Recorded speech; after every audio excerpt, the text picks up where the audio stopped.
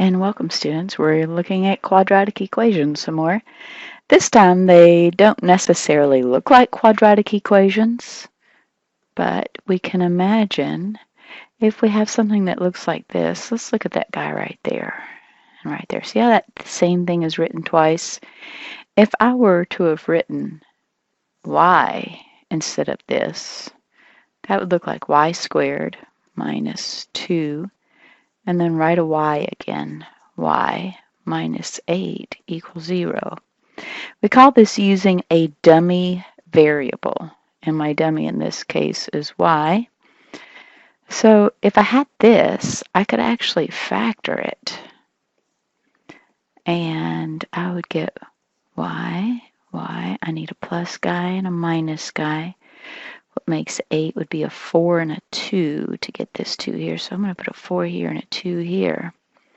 And what I actually end up with is that y equals negative 2 and y equals 4. That's all well and good, but I don't care what y is because they want to know what is x. Well, I can tell them what y is, but they'll say to me, hey, I don't care what y is. I don't even know why you're talking about. Tell me what x is. So I said, well, I'll just put it back. So I'm just going to say y, which is x plus 3, equals negative 2, and then I can say x is negative 5. Bam! And x plus 3, which is y, equals 4. So x equals, looks like just an old 1. And there we have it. All right, so it's kind of like that guy was a quadratic, but he was kind of like incognito. All right, let's look at some more incognito quadratics. Okay, here's another quadratic incognito. He doesn't look like a quadratic. So I don't really have any other way to solve this, but I am working on quadratics. So let me look at this thing as if he were, which means that I would look at him like this. Now I know that I don't really have a quadratic, but what if I said, see how I've got this thing here and I got this thing here? What if I, instead of saying x to the 4th, let's just call it, I don't like that x, so we'll call it a, I guess. Let's just say I have 4a squared plus 7a minus 2 equals 0. In other words, my a equals x squared. And if I were to square both sides, I could say that a squared is x to the 4th. So I'm using this as my dummies.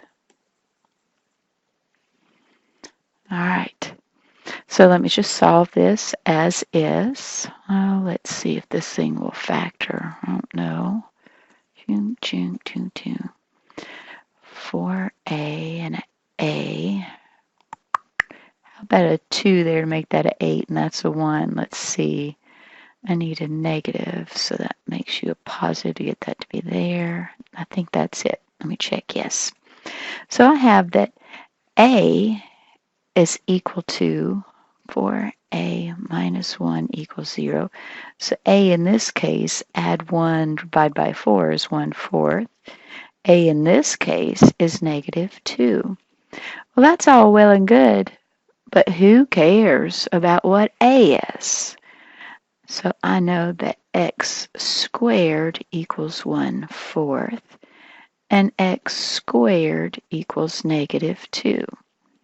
Now what you're going to need to do is you're going to need to take the square root of both sides, remembering your plus minus case.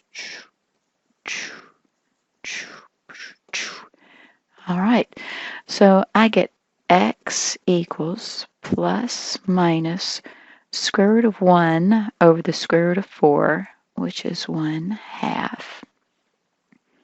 And this gives me x equals, looks like just plus minus I onto the square root of 2. 4 answers. Notice that this was to the 4th power. So I look for possibly 4 answers to happen.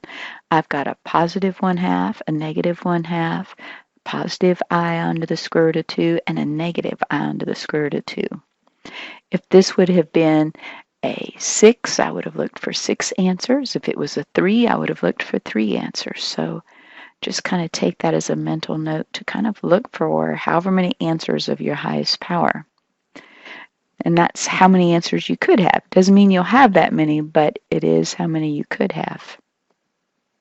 Now I can tell you this one doesn't look like a quadratic at all. But if I let my dummy be this guy in the middle, let's see if it'll happen. We'll call it A again. If A equals the square root of x, then A squared would be square root of x times the square root of x. That would be x. So let's see what it looks like if I make this dummy substitution. So here's my dummy. And we'll see if it works. Let's see, x, that would be a squared plus square root of x. That's a minus 6. Hey, that does look like a quadratic. So I found the hidden quadratic in this. So let's see what I have now. And I think 3 and 2 will be my winners. So I need a plus 3 and a minus 2. I think that works. And then I get a is equal to negative 3 and a is equal to 2. But nobody cares what a is. What we care about is what is x. And I know that a happens to be the square root of x equals negative 3. Well, that's nonsense. The square root of x is a negative 3? I don't think so. So what about this one? Square root of x equals 2. So let's look at this one. Let's square both sides, and I get x equals 4. Anytime you have square roots, be sure and check your answers because you don't want that square root to equal a negative because it has to be a positive. And that's by definition. All right, let's see if we have another quadratic we can find. Now, this is one of those problems where they talk about an object being tossed in the air and they tell me a bunch of stuff about the building and the height and the time. And that's what this formula is. This formula is one where they shot it up at 12 feet per second and it was off of a building, who knows how high, blah, blah, blah. At the end, they say solve for t. And from what I've noticed from your questions, these are the kind of problems that you guys are really struggling with. So I wanted to do this one because nobody likes solving for a variable. They like to get an answer. So on this, we're going to end up with t, and then we're going to have some other letters in there. So it won't be pretty. But notice how I can't make this say t equals. I can't just take the square root of both sides or do anything like that. But what I can do is I can use the quadratic, and the quadratic would say that t equals, because that's what my variable is, minus b plus or minus the square root of b squared minus 4ac all over 2a. Now, nobody likes to do this with letters. I'm not saying this is going to be nice or pretty or anything, but it is what we're going to do. So let's write down what a, b, and c are. So in this case, my a, which is the coefficient in front of the t squared, that's a 16. The b, that's the coefficient in front of the t, that's a negative 12. And the one you're not going to like is c, because he is just the constant, which is negative h. I didn't say you were going to like it, now did I? In fact, I said you probably wouldn't. But that is what my constant is. It is that minus h there. So let's just plug all of these in. I have negative a negative 12 plus or minus square root of. I'm going to have to do negative 12 quantity squared minus 4 times 16, oh gross, times c, which is negative h. Ugh. Who would want to do this? 2 times 16. Okay, I agree, this is terrible. 12 plus or minus the square root of negative 12 times negative 12 is 144. And that's going to be a plus 64h all over 32. Now this is a beautiful answer, and I like this answer.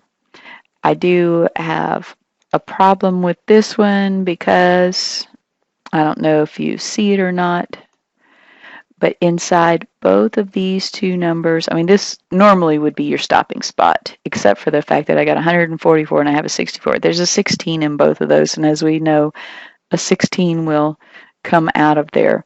So if I were looking at 144, I would say that that was 16 times 9. If I look at 64, that's 16 times a 4. So I'm just going to write that down and see what I get with this.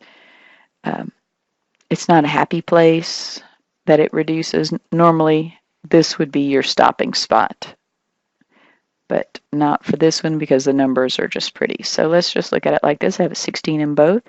So that would be 9 plus 4h would be left in there all over 32.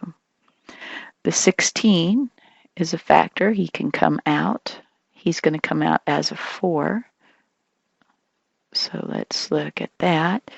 This equals 12 plus or minus 4 onto the square root of 9 plus 4h all over 32. Normally this would be your stopping spot. And this is a very nice answer if you got this far. Very nice. However, there is a 4 in each one of these. So let me take out and reduce this thing by 4. Why they gave me these numbers, I don't know, but they did. So now I have 3 plus or minus the square root of 9 plus 4h all over 8. And I believe that this is a reduced answer, and it is as low as it will go. All right, and if you guys have any questions with this section, it's more of the quadratic formula. Some of them will factor nicely. In fact, a lot of them will factor nicely, but some of you will still have to use the quadratic. You just be sure and email me and let me know how I can help you. All right, have a wonderful day.